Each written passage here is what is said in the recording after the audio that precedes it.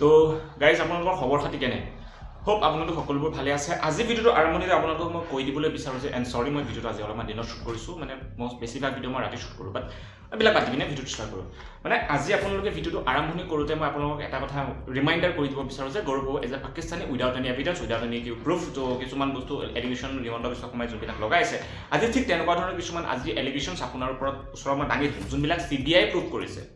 হিমন্ত বিশ্ব শৰ্মাই যোনবিলাক এলিগেশ্যন গৌৰৱ গগৈ এগেইনষ্টত দাঙি ধৰিছে যে হি এজ এ পাকিস্তানী চ' সেইবিলাক CBI দ্বাৰা প্ৰুভ কৰা হোৱা নাই কিন্তু যোনবিলাক এভিডেন্স মই আজি আপোনালোকৰ দাঙি ধৰিম সেইবিলাক CBI অলৰেডি প্ৰুভ কৰি থৈছে কিন্তু হিমন্ত বিশ্ব শৰ্মাই গতিকে আহক ভিডিঅ'টো লেকচাৰ পাতি পিনে ভিডিঅ'টো ষ্টাৰ্ট কৰোঁ চ' আপোনালোকে বাৰু জানেনে হিমন্ত বিশ্ব শৰ্মা ডাঙৰীয়া কংগ্ৰেছৰ নাথাকাৰ আগত ক'ত আছিলে হিমন্ত বিশ্ব শৰ্মা ডাঙৰীয়া কংগ্ৰেছৰ নাথাকাৰ আগত তেখেত এগৰাকী আছুৰ অল আছাম ষ্টুডেণ্ট ইউনিয়নৰ এগৰাকী আগশাৰী নেতা আছিলে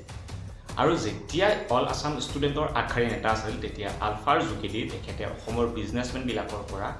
1991 চনত কাৰোবাৰ পৰা 10 লাখ কাৰোবাৰ পৰা 7 লাখ মানি এক্সটৰ্শ্যন কৰিছিল আলফাৰ নামত ভয় দেখুৱাই আৰু আলফাৰ যোগেদি তেখেতৰ হাতত এটা বন্দুকো পোৱা গৈছিল যোনটো CBI যেতিয়া ইনভেষ্টিগেশ্যন কৰিব আহিছিল হিমন্ত বিশ্ব শৰ্মা থকা হোষ্টেলখনত তেখেতে হোষ্টেলতে থকা কিচেনত সেই বন্দুকটো লুকুৱাবলৈ তেখেতে চেষ্টা কৰিছিল চ' হিমন্ত বিশ্ব শৰ্মা অকল মানি এক্সটৰ্শ্যন বা আছুৰ লগত বা আলফাৰ লগত জড়িতই নহয় তেখেতে এটা মাৰ্ডাৰ কেছতো তেখেতৰ নাম উল্লেখিত হৈছে সেই সময়ত এগৰাকী ডেনিয়েল বুলি এগৰাকী জাৰ্নেলিষ্ট আছিলে যোনজনে এই নিউজবিলাক কভাৰ কৰিছিলে সেই ব্যক্তিগৰাকীৰ হত্যাকাণ্ডটো এই হিমন্ত বিশ্ব শৰ্মাৰ নাম সন্মুখলৈ আহিছিল যে হিমন্ত বিশ্ব শৰ্মাই এই ব্যক্তিগৰাকীক হত্যা কৰিছিলে যোনটো হিমন্ত বিশ্ব শৰ্মাৰ মেণ্টৰ প্ৰফুল্ল মহন্তৰ কাৰণ প্ৰফুল্ল মহন্তৰ যোগেদি হিমন্ত বিশ্ব শৰ্মা কংগ্ৰেছত জইন হৈছিলে আৰু সেই প্ৰফুল্ল মহন্তই হিমন্ত বিশ্ব শৰ্মাক ইয়াৰ কাৰণে দোষাৰোপ কৰিছিলে বাট আচল সমস্যাটো কি জানেনে যেতিয়া তেখেতে পলিটিক্সত নাছিলে তেতিয়াই পুলিচ ষ্টেচনৰ পৰা পাণবজাৰ পুলিচ ষ্টেচনৰ পৰা যিমানবিলাক ফাইল আৰু ডকুমেণ্টছ আছিলে যোনবিলাক CBI ইনভেষ্টিগেশ্যন কৰি থৈছিলে সেই প্ৰত্যেকটো ফাইল গায়ব হৈ যেতিয়া হিমন্ত বিশ্ব শৰ্মা ডাঙৰীয়া এগৰাকী কংগ্ৰেছৰ লিডাৰ আছিলে যেতিয়া প্ৰফুল্ল মহন্তৰ যোগেদি তেখেতে কংগ্ৰেছত আহিলে তেতিয়া তেখেত এগৰাকী অসমৰ স্বাস্থ্যমন্ত্ৰী যেতিয়া আছিলে তেতিয়া সেই সাৰদা চিট ফাণ্ড স্কেমৰ কথা আপোনালোকে হয়তো শুনিছে তেতিয়াও তেখেতে সুদীপ্তা সেনৰ পৰা বিজনেছটো ছাৰ্ভাইভ কৰিবৰ কাৰণে কেইবা কোটি টকা কেছত লৈছে এইটো সাৰদা চিট ফাণ্ড স্কেমৰ যোনগৰাকী মূল অভিযুক্ত অৰ্থাৎ সুদীপ্তা সেন তেখেতে এইবোৰ চব তেখেতৰ লাষ্ট যোনখন নোট এখন এৰি থৈছিল তাত কৈ গৈছে এই চলো ইয়াৰ এই চবটো বাদেই দিছোঁ টেৰৰ ফাণ্ডিং স্কেম ইয়াৰ বিষয়ে হয়তো আপোনালোকে গম নাপায় নৰ্থ কাছাৰ হিল অট'নমাছ কাউন্সিলৰ পৰা 1000 কোটি টকা ফাণ্ডিং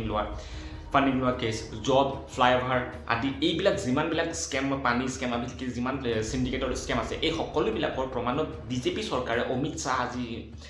যোনবিলাক আজি বিজেপি ভাৰতৰ হোম মিনিষ্টাৰ হৈ আছে তেখেতে এইবিলাকৰ ওপৰত ষ্ট্ৰাইক কৰিছিল হিমন্ত বিশ্ব শৰ্মাৰ ওপৰত তো 2019 চনত যেতিয়া অসমত এটা কোভিডৰ টাফ চিটুৱেশ্যন অসমৰ গোটেই ভাৰতবৰ্ষত এটা কোভিডৰ টাফ চিটুৱেশ্যন চলিছিলে সেই সময়খিনিতে আৰু এওঁলোকৰ ঘৈণীয়েকে মিলি স্কেম কৰিবলৈ এৰি দিয়া নাই